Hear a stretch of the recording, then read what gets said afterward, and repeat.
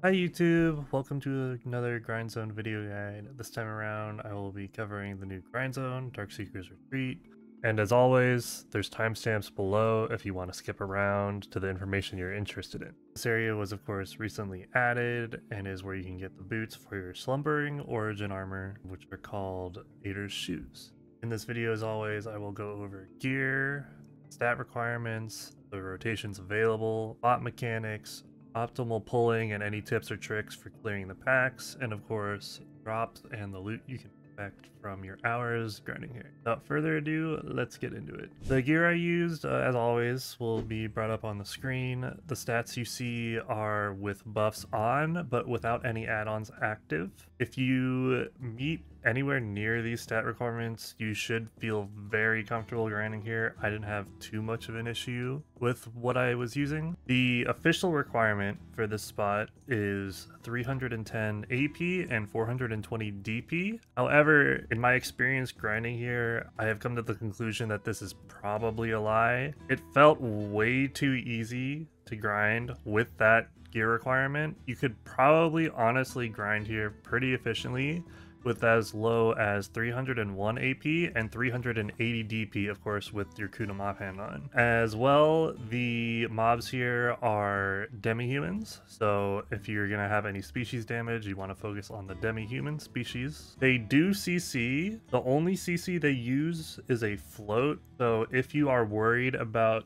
getting hit with down attacks and dying, float resist is something you may want to consider. I chose, however, to forgo the float resist because after grinding there for as long as I did, I felt like even if I was CC'd, I wouldn't really be in too much of a threat of dying, and it was pretty rare for me to get CC'd in the first place since only one of the mobs actually has the float, and you're usually not even getting hit by that mob in the first place, as you'll see as we go over later in the video. But yeah, that's the overview of the setup. Next up, we'll talk about the rotations. Up on screen, you'll see map, which was made by the Korean players. Since they got this spot first, they kind of established where all of the grind spots are and the rotations, and when this spot was patched into the NA server, everyone kind of naturally just followed their lead. As you can see, there's a huge abundance of rotations on this map. Honestly, any decent amount of time after the patch, when its popularity goes down, there's no way you will ever have a problem finding a place to grind here. The amount of rotations is absolutely insane. If you have any issues looking at this map or trying to figure out where to go, the only thing you really need to know when making a rotation for this spot is you only need about 3 packs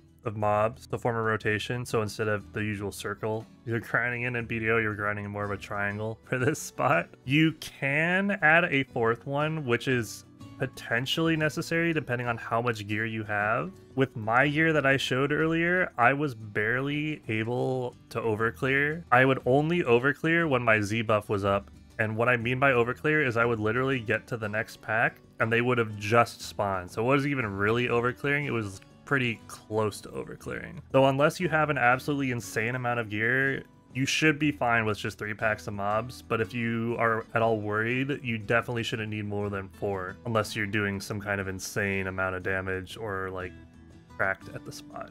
With that information out of the way though, we can move on to the mechanics of the spot. Now this spot has no real mechanics to kill the mobs. The events are the only things that really have mechanics in the spot. The spot, as a lot of grind zones do, have events attached to it. The best I can tell you when it comes to just the mobs and not the events is to just try to stay behind the large enemy in the pack. Each pack has 1 large enemy. It's called a Mournful Darkseeker. I will probably bring up a picture of him on the screen if you're curious what he looks like. He's kind of obvious. He's so much larger than all the other mobs. It's kind of hard to miss him. This enemy happens to be the one I was talking about earlier, which is the one that has the float attached to it. It's the only enemy in this spot that can CC you. So if you're worried about getting CC'd, this is the one you have to pay attention to, really. You basically just have to focus on back attacking him, and you don't even really have to think about the smaller mobs. They usually just die naturally to the AoEs around you as you kill the big one. As for the events, which have very minor mechanics, there are 2 of them. The first event will pop a message up on the screen that says, "You hear the prayers of eternal Darkseekers draw near." When that message shows shows up, you'll see a single mob spawn who's called an Eternal Darkseeker. He's pretty squishy, he's not much of a threat, and once you kill him, another message shows up which says, drawn to the aura, the corrupt followers appear. That second message indicates the event has actually started, and you'll see waves of enemies spawn for a decent amount of time. Every time that message appears, it means a new wave of spawns. So you'll have this happen several times, and they just kind of run at you. It's kind of a nice way to grind in just a single spot and have like wave after wave running after you. It's a great boost to your trash loot for the hour, and you'll see later on that getting lucky and having this event spawn multiple times in the hour can boost your trash per hour quite a bit. So your trash per hour at this spot may be a little bit inconsistent because of that. You may see large fluctuations occasionally. We'll move on to the other event now. The second event will also show a message when it starts, which says, sense a blazing heat from nearby. What this indicates, of course, is the event has started. You will see a large sphere spawn, which is like a floating spear, and it'll have a flame underneath it. This event's pretty simple as well. All you have to do is kill the flame, which when you kill it, gives you a guaranteed ember drop. So every time this event spawns, you're guaranteed an ember, which is the pity piece for that flame. And then the sphere will also activate. Once activated, the sphere will remain in place for 5 minutes, and it will periodically pulse with an AoE, which stuns all of the packs in your rotation, making for an easy clear while it is active. The pulse is quite large. It's actually so large that it usually won't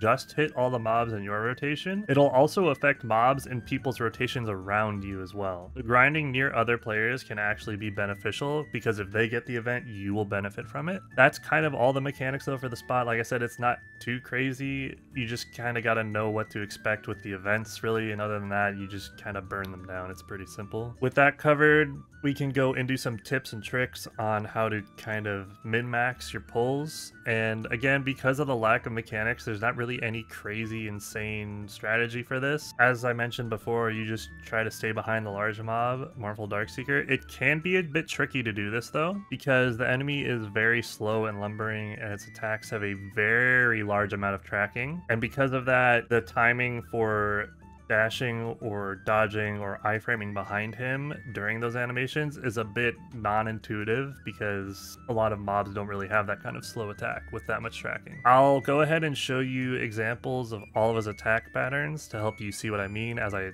discuss this. As I said, you will need to usually dodge quite a bit later than you think you would have to stay behind him. As you can see, if you manage to time the dodge correctly, you'll be able to back attack him for quite a while because the recovery animations that this mob has are extremely long. So if you can get this timing down and figure out his attack patterns and when the times to dash behind him are, you will naturally kill him faster. And while you're doing this, the small mobs will usually just naturally die around you as you clear the pack. So really, all you have to think about for optimal pulling is dodging correctly so that you get as many back attacks as possible. With that out of the way, we can talk about drops and loot. As everyone probably knows, the highlights of this spot are the flame and the artifact, as well as the corresponding pity pieces for both of those drops. You should also know that this spot is very Agris efficient, so if you do have Agris available, you should be using it and you will get a lot more trash from your hours here if you do so.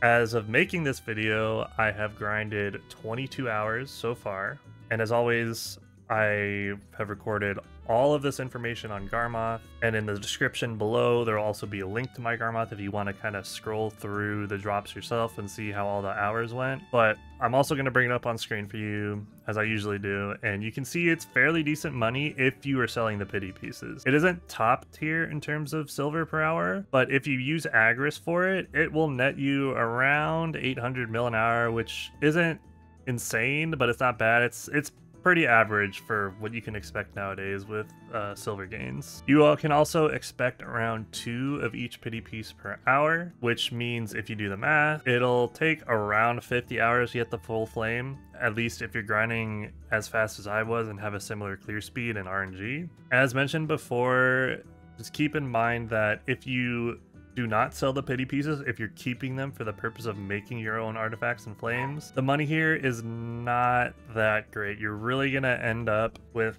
somewhere around like 500-600 mil an hour. It's not that good. That's the gist of it in terms of drops and loot. In conclusion, this spot is actually pretty good. As far as Ember grinds go, this is honestly the most consistently profitable spot, and that's simply because the pity pieces can be sold. And all the other Ember spots, you cannot sell the pity pieces, so that you have to wait till you get the full flame, and then you make a big chunk of money from selling the flame, which feels kind of bad because you spend who knows how many hours building up to that flame, and it just feels kind of bad to be making kind of crappy money up to that point just for a big payoff at the end. This money is a lot more consistent because you can just sell the pities as you get them and you'll get the same worth out of it. You really shouldn't be, as I said before, scared of the stat requirement. The stat requirement is definitely a lie. It's not accurate. You can definitely grind it with lower gear. So honestly, if you feel like you're kind of on the edge and you're not sure if you can handle it, I would say just give it a try. You can probably do it. The stat requirement isn't as strict as it would seem it is. Yeah, that's the guide, guys. You guys should have all the information you guys need to clear the spot, get your boots, maybe make some money if that's what you want to do, go for the artifacts and whatnot. If, as always, drop a like on the video or comment. It helps out a lot. If you enjoyed it, it really helps me out. And as always, you can catch me over on Twitch at twitch.tv/bluesky900. I stream 4 days a week there. I'm super helpful, and there's a lot of entertaining and fun things that happen on stream. It's a great time. I highly recommend you go check it out. But thanks for watching, guys, and I'll see you in the next one.